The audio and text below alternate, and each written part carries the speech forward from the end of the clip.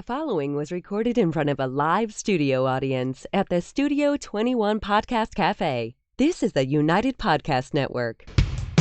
If you're building or buying or selling a home, the Real Estate Crew's got news for you at the Real Estate House Party. With attorney Rick Carter, Real Estate House Party. paralegal Kathy Holtshouser, Real Estate House Party. Come in, have fun. and comedian Tony V. Now, here's real estate attorney Rick Carter.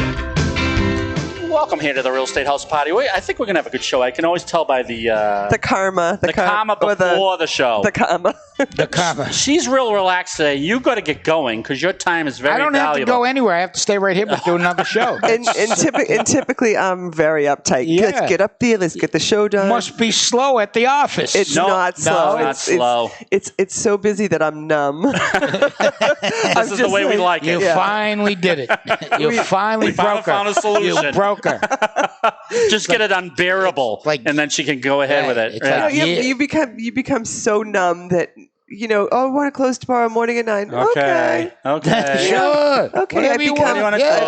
I become subservient. Last night I was at the 99, 6:30 with 400 screaming kids around me. It was the quickest closing I ever did because the owners of the property didn't want to hear anything. The kids just wanted to get their popcorn and hot dogs. Sure. So, yeah. Did they get you any popcorn and hot dogs? No, I was. Did you get anything at the Nines? Nothing. Nothing? Nothing at all. They have a lovely lobster roll. Oh, they do. The cold one or the hot one? I like the cold. Yeah, I like the hot one because at the cold one they cut up the little You're celery. like a contrarian. I know. You are. I know. I like the opposite of what anyone anything. likes. She likes to stir the pot. Yeah. She's a Stir the pot pot. stirrer, that Should one. we introduce our Why? guest? Yes. This is David Ladner. Hey, David. Hi. And can I just say this about David? I don't know much about him. We met a long time ago. Yes. But any guest who brings gifts I know. What did we get? is Why right don't you to the explain top, what David Ladner right to the top of from the Remax? list. He brought us jam.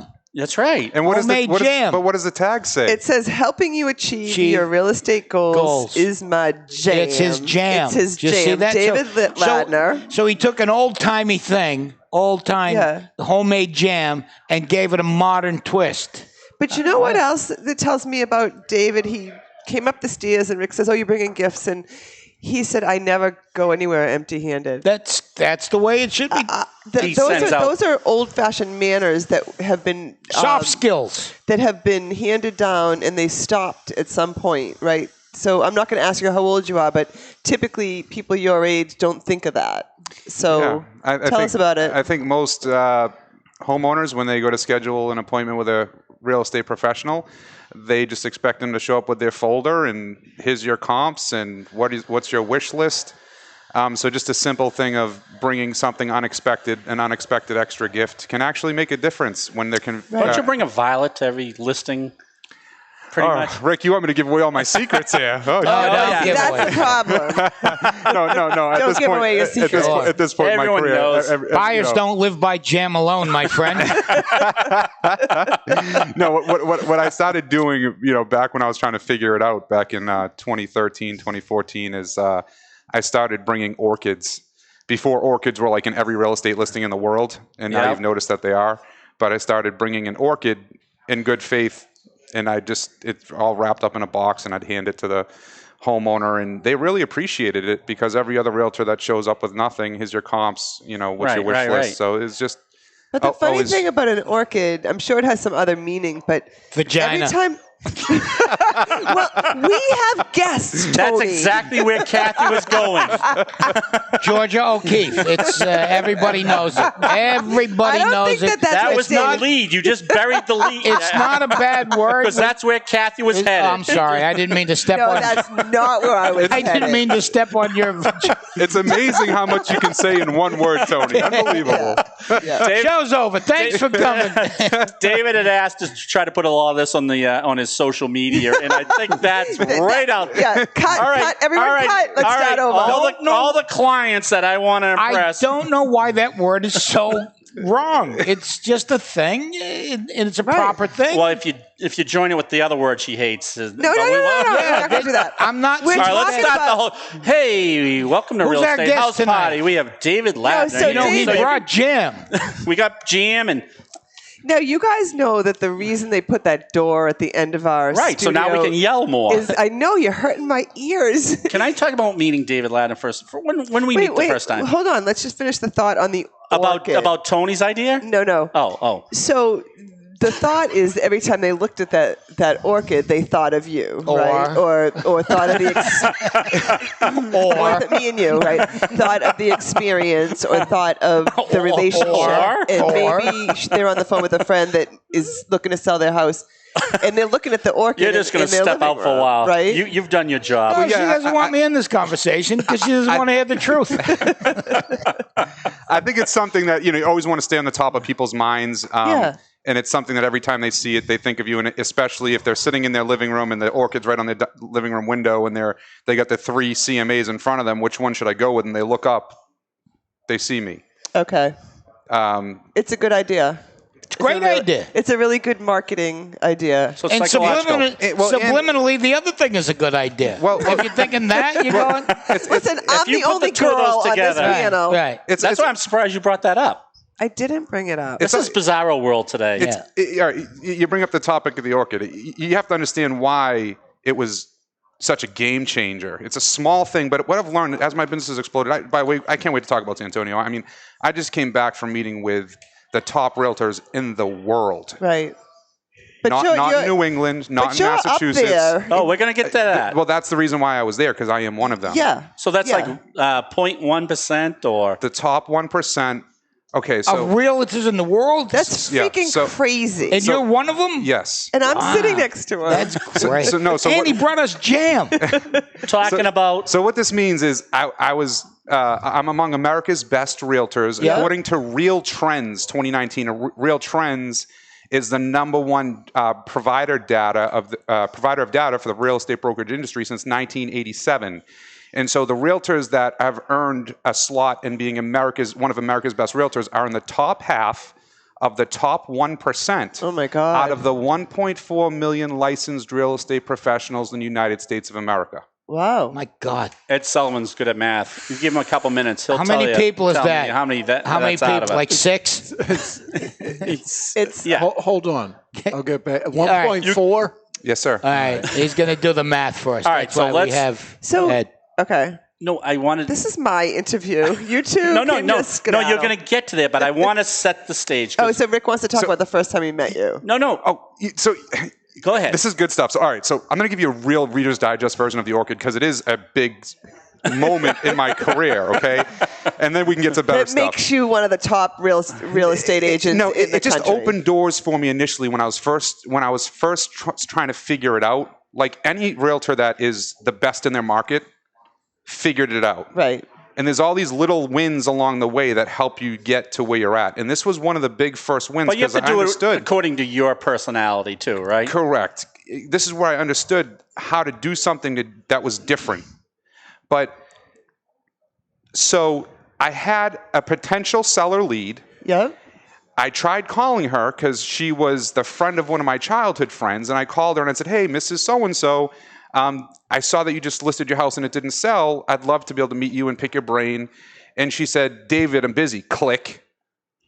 Oh. And I said, it takes the wind out of your sail. What can I say to make her treat me different? I'm thinking in my mind, right? So I think I figured it out. I got my dialogue. Little tramp. Yeah. I think I got my I think I got it figured out. I write the time I called. I'm gonna call her next week at the same time. Be consistent. Be persistent. I think that would make a difference. I call them all excited. She picks up the phone again. I'm thinking, oh, round 2. Here we go, Mrs. So-and-so. I'd really love to pick your brain a little bit. Blah blah blah. David, I'm busy. I told you. Click. So I had a real estate trainer. That's the other thing most realtors don't do. They don't invest in themselves. Right. This was like 6 months in the business. I had hired a mentor, a trainer who was training me on how to get business. And I shared my frustrations. And I said, Betsy, I'm frustrated. I went in the next morning. It was all pent up frustration. I know I can sell this house for more than what the other realtor couldn't, but she won't give me the time of the day. And she said, David, what are you doing to make her treat you differently? And I thought I had the answer still. This is before the light bulb went off. And I said, oh, well, hold on, Betsy. I got my notes right here. I said, well, what, blah, blah, blah. And she said, David, let me ask you this again. What are you doing differently to make her treat you differently? And your answer is nothing. And I said, the light bulb went off. And I got it. I said, And then I just had this flood of like, I got it. The light bulb went off. I said, Betsy, you're right. I'm not doing anything different. She said, I just saw the light bulb go off in your mind. Because you're doing exactly what everyone else is doing. Exactly. And that she was turning down the other 9 brokers. So this is where having a trainer and investing yourself, if she didn't educate me in that moment, my career wouldn't have continued to have really started to grow. Or it would have just been stunted there. She says, what are you going to do differently today to give yourself the best chance to make her treat you differently today? I'd have called her at 3 a.m. I know she's not busy. I know she's not busy. No other brokers doing I know that. You're not busy now. And if you are busy, that's a great idea. Good luck to you. So I got to finish the orchid story. Did I tell you my orchid story? You got to finish it. So I go through the whole day asking my broker owner, calling my mom, calling my wife, calling my friends, calling the other top producers in my office. What can I do? And they all mean well. They all gave different ideas, but nothing really resonated with me. And at the time, I had a baby on the way. It just made the hugest move of my life, taking a huge risk, good salary, full benefits to nothing unless I close a sale. And I only had a few in the pipeline. This is where I'm really in early stage in my career trying to figure it out. I'm on my way home from work. I stop at Stop and Shop, and I'm starting to sweat. My hands are sweating because I haven't figured out how am I going to make how am I going to make her treat me differently. I'm sweating right now. I walk into Stop and Shop, and I look up, and everything stopped in my mind for like a minute. I saw that big, huge, beautiful orchid display, and I thought, that's different. So then I said, oh my God, what am I going to do now? I'm going to buy the orchid. You got to buy an orchid. Got the flowers for my wife because that's why I was there. Thank God I'm a good husband too. Pick up the flowers for my wife. I get the orchid, and now I'm driving to her house. And now, oh God, I love it. Sweaty palms. Yeah, right. I go up there, ring the doorbell, and it's all boxed up and wrapped up. I'm holding the orchid, and she opens the door and she says, "Oh, isn't that nice? Who's this from?" Yeah. She thought I was the delivery guy. Great. So I move the big boxed orchid over and I say, "Hi, Mrs. So-and-so, it's David Ladner." She goes, "Oh, David, isn't this nice? Come on in." Nice. So now I'm in the door. I think I'm in. Yeah. Not yet. No.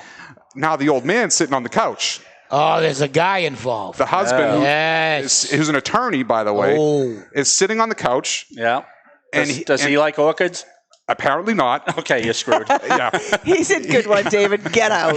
He looks at her and he looks at me. She goes. But I know who's calling the shots in that house. Oh yeah. She goes, "Oh, so and so. Look at it's David Ladner." And he looked at me and looked at her, and he looked at me like I just shot his dog or his cat or something. He says, "Oh, that's nice. Why don't you take his card and maybe we'll call him later?" And you could see the steam coming from his ears. Right. And then she looks at me and she winks. Wife's getting competitive now. She's getting competitive. She winks out of the eye that he can't see from because he's over here on the couch. Nice. She winks and she winks, "No, honey, why don't you give David a tour of the house?" And he goes, "Oh," you could hear him grunt, and he's all red, and he gets up. But within 30 seconds of taking a tour around this gentleman's house, we clicked. Within 30 seconds. He was probably already frustrated because it didn't sell the first time. Right. So But you're coming into a tough situation. Very tough situation. An Yep. attorney that Yep. didn't get his house sold. Yeah. But within a couple minutes, I was able to find out what the reason was. Right. So by asking good questions quickly, he's like, "Wow, he's asking good questions." You get it, right. And, yeah, he said, and then I knew what I did research. Long story short, I sold his house, helped him and his wife buy a house, buy and sell. Did such a great job for them, taking care of them, that the next year they referred me to their son, who I helped them sell and buy a house. All right. He called, so that was, first year was 14, buy, sell, 15, buy, sell, 16. He calls me and says, "David, I'm the personal representative for a 2-family in Somerville. Nice. I know I'm supposed to interview other realtors, but I want you to come see me." Yeah. Secure the listing, okay? I ended up helping the buyer purchase that home as well. So that was a sell and buy, two sides.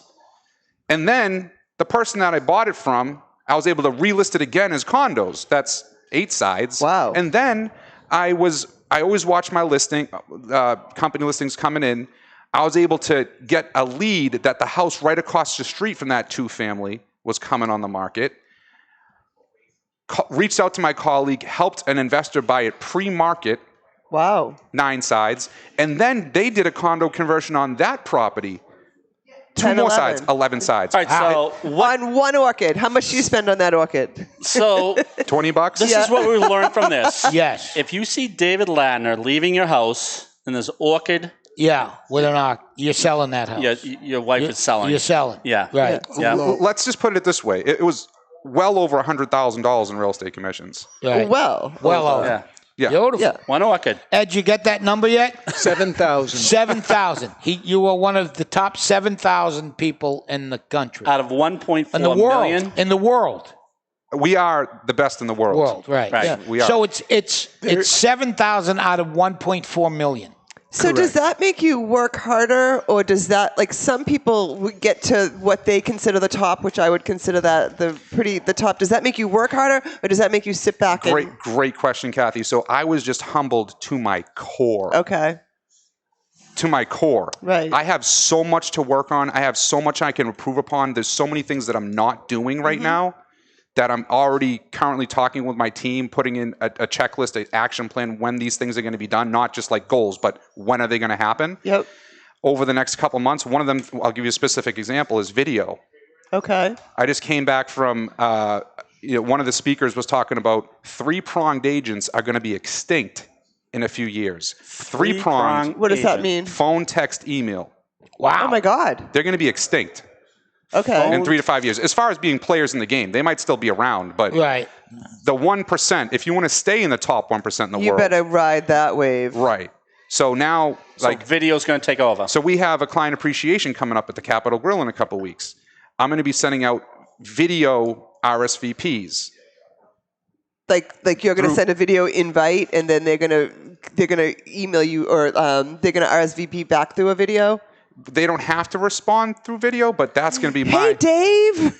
Love to be there. But that's how you're also inviting them, right? Yep. And By video. The reason is because if it's not face to face, them seeing your face, video is the next best effective method of. You know what else is pretty handy? We better get some Botox you know what else funds in the office if that's how this is going to go. I think the next trend is going to be telekinesis. What's where that? you just get into somebody's mind. You don't even have to. Right. You don't even have to. Yeah. Like that, like Like you're that. touching. Like- No, you don't. Like, have to, I know what you're you don't have to thinking right touch. now. You just automatically Yeah, know. I just know that you want to sell me. You want to sell me that house, Kathy. Right. And I want to sell that house for you. Yeah. Yeah. That's fine. Yeah. That's It's going to get right into your You head. want to work a little extra this week with no pay for once. yeah. Yeah, that's going to be the next You thing. think, you think they'll work on this one? Oh, You yeah. think so? Let's zip back So- to 2000. Would you say 2012 or 2014? 2013 is when I first came in. So Yeah. you met Rick in what, that year, Rick? Was it 2013? Yeah, right around there, right when you started off, and it was very impressive. And we'll talk about this in a second because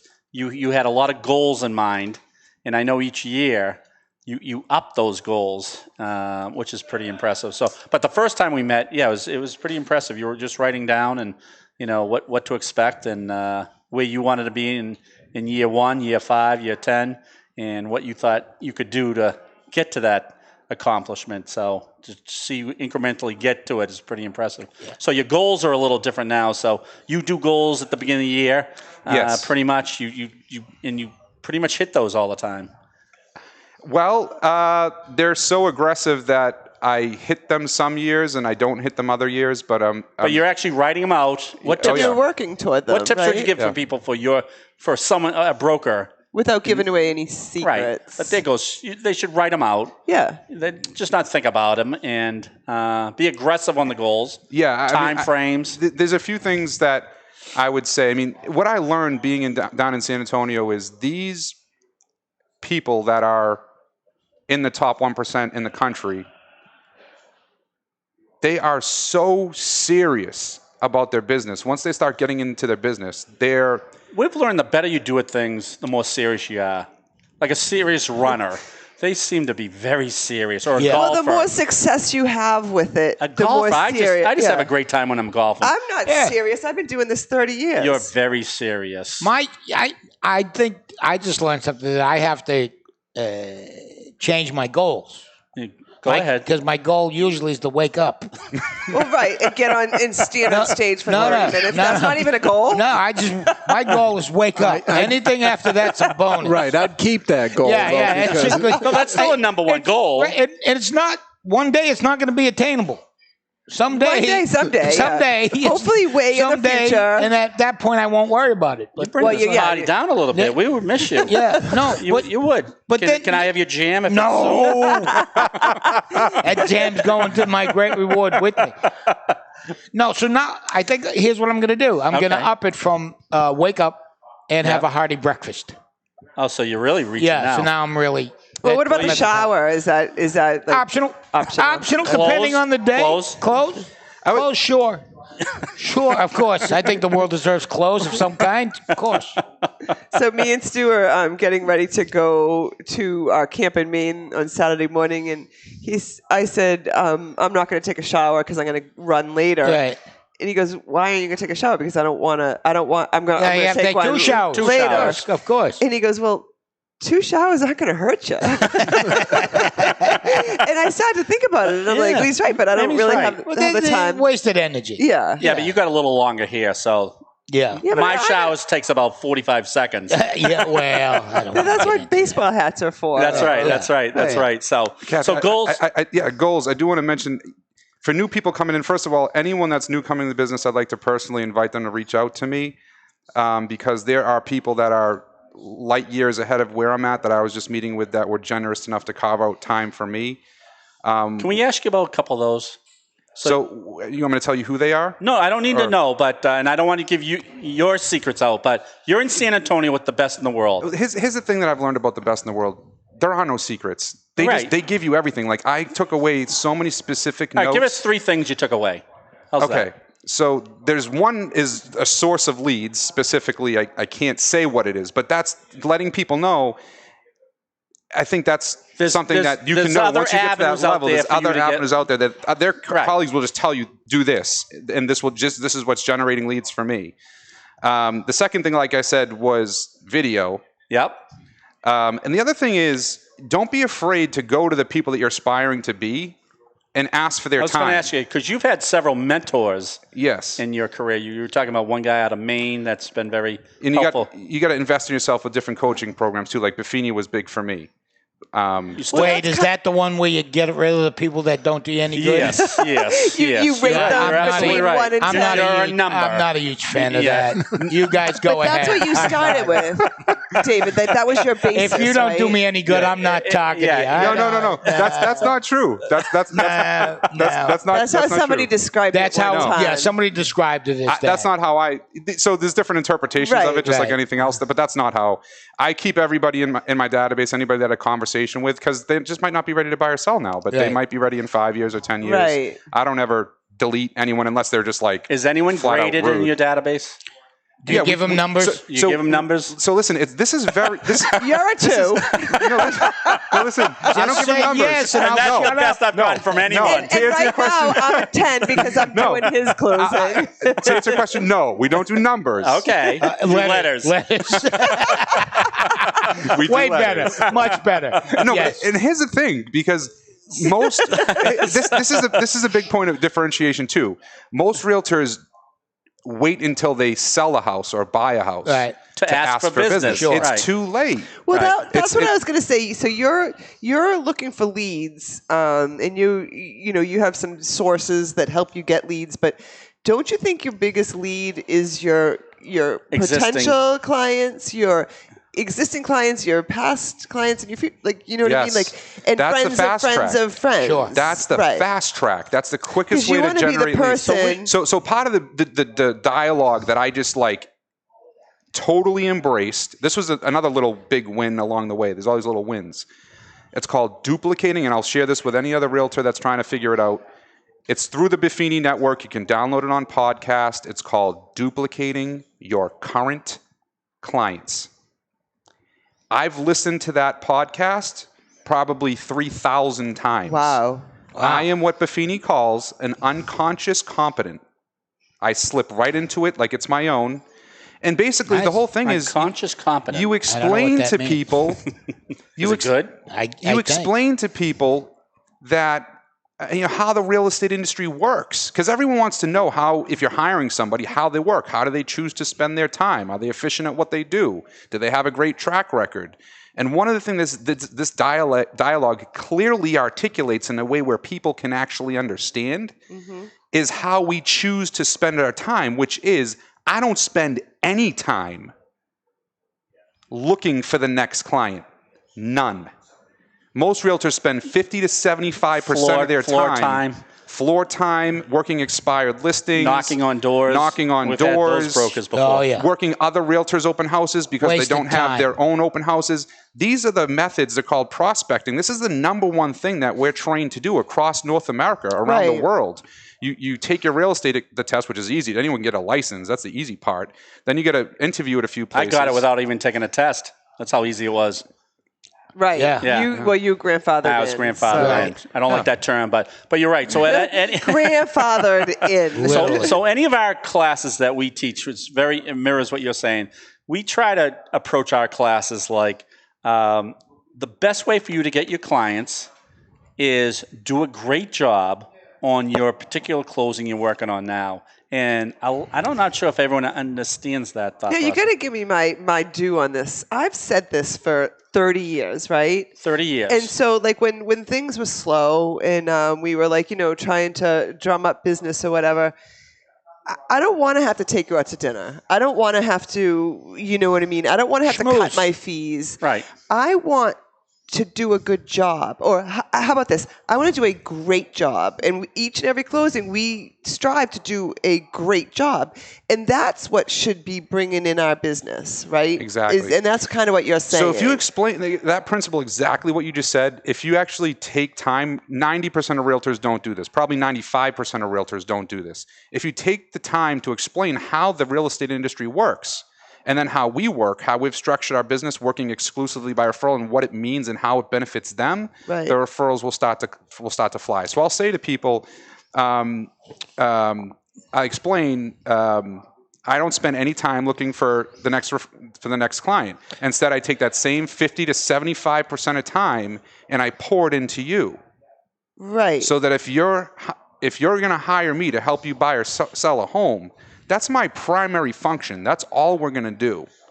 It's like the president. It's like the president going out on the election trail when what we voted for him to be in, without leaving politics out, voted him to be working in the White House, working for us. But the 2 years he's working on getting back going in the future. Right. So that's kind of what you're saying is with like him in the White House. You're in the White House and you're doing all the work for the client at the time. And then we drop this little nugget in and say, if you appreciate the level of service that I provide, moving forward, I'd like to ask you to refer me to people of comparable quality to yourself.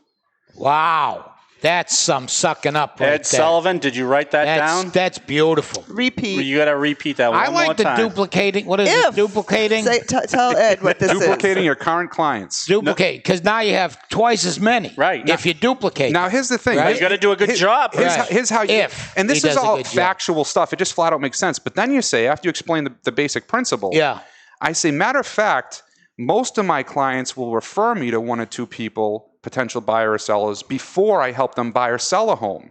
Because they like the way they've been treated. So now I'm setting a timeline and then to what the happens? referral. And then... Oh, I see. Yeah. So that's what we expect. And then... the referrals really, they start flying. Well, listen, it speaks for itself. So you have David Ladner all over whichever town you have all the listings in. Everybody wants what everyone else has, right? So now you have all these signs up in front of properties, and I want David Ladner because he's sold this whole street, or he knows the area, or everybody wants. Then they see David Ladner all around. So now you have name recognition. Now here's how I hook them. Okay. Oh boy. Get ready. Reel them in. Now I'd like to ask you to turn on your reticular activator. You what? Exactly. That sounds dirty. It isn't. I'm back to the orchids.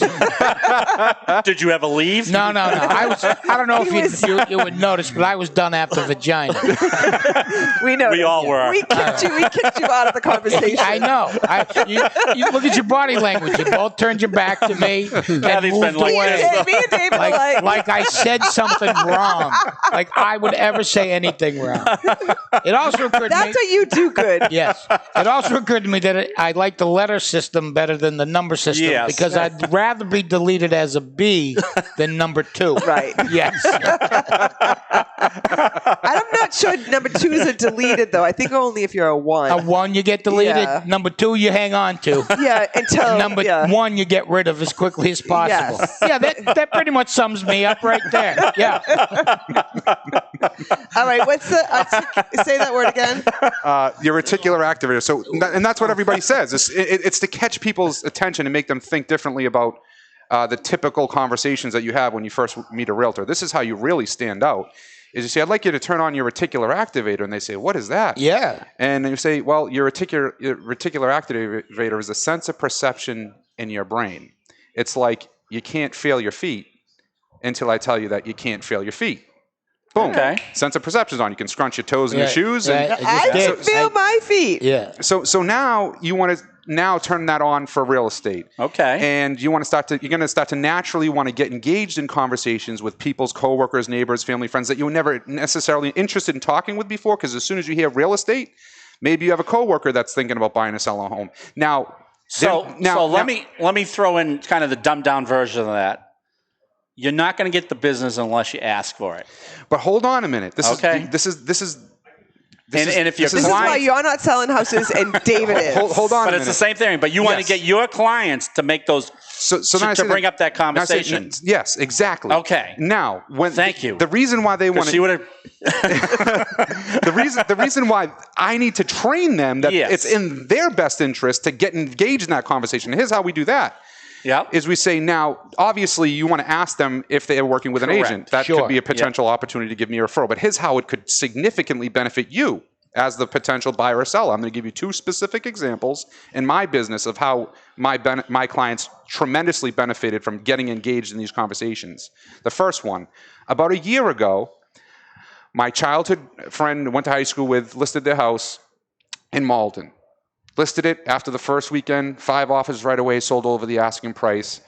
And then I go buy the house to put up the under contract topper on top of the sign. And then she calls me and says, Dave, remember you talked about the reticular activator?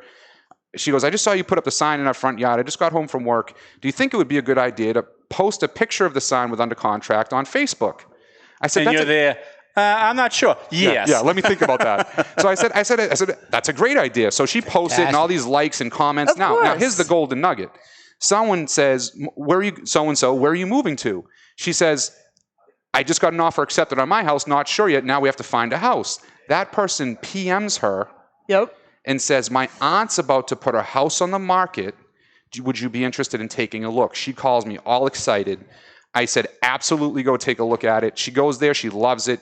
I said, well, does the seller have an agent yet? Because I already had her on contract. Go look at it. If you like it, I'll go look at it.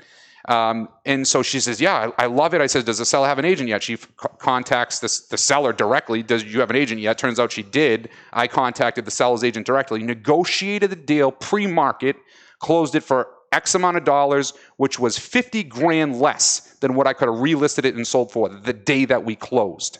Wow. Okay, that's one example. Another example. And that's just a Facebook post. Well, it's about the Facebook was just a vehicle, A tool, right. But the point is, it could be a conversation with a neighbor. But yes. Yeah. But the point is, it's bigger than that. But yes, Facebook is a great way. The second thing was about 3 years ago, and again, it all stems. If I'm not prompting them and making them think differently about ways they can create opportunities for themselves, it wouldn't happen like this. It's starting with us. So the other example is about 3 years ago. Same idea. The buyer contacts me and says, Dave, he was all excited a few weeks after we met. I already took them out to a few open houses. They were getting a little bit, it's emotional process until you find what you really want. He calls me and says, Dave, I was talking to my friend. You're not going to believe this. I told him how we were in the house hunt and we're looking for a home. And he said, my aunt just said she's about to put her house on the market. So he calls me, well, what do you think? I said, can you go take a look at it? Goes to see it. This one, the seller wanted to put it on the market. Okay, because they already had an agent, but I was able to negotiate so that as soon as they put it on the market, before they even showed it, the seller had agreed previously that they would accept a certain price. So I negotiated the deal before it hit the market. It went on the market technically, but not really because It no one sounds else. like NBA free agency. It's fantastic. Everyone signed nobody 1 else, minute afterwards. Nobody else even walked in the house. And the most important thing is, same thing. The house was worth at least 30 to 50 grand more than what they paid for it. Right. So All right. So 100%. two words. Beautiful. 2 words. You're going to give it the 2 words one more time because we're going to wrap this up. 2 words. I'm sorry. Your activator. the, Reticular activator. Reticular activator. you need to get your reticular activator on. We got to get back to I our- got to get my reticular activator tickled. I thought you were going to say turned off. No, I want it tickled. I want someone. He's been turned on all I show. want someone to One Turned word. off, We've turned lost. off. We've tickle, lost him. Tickle my reticular Thanks for joining us. activator. here. Wow, I Dave. thought this was pretty good. This is And we pretty just very thought good. you were a pretty face. I don't know about that. I don't know how you put that into practice every day. I'm exhausted just listening to it for I a am half too. hour. But God bless you, man. It seems to be working. There's an orchid in your, My living future. room right now. Look, he brought jam. I was done with it. I think he's the best person I've ever met. Thanks for joining us here on the Real Estate House Party. Paralegal extraordinaire Kathy Holtshouser, David Ladner. Number 6,000 out of 1.4 million. 7,000. 7,000. 7,000. No, after the show, he's into the 6,000. Oh, Oh. yeah. All He'll be in right. the top And Tony third. V, good Yeah, to see you. nice to be See you back. next week. Bye-bye.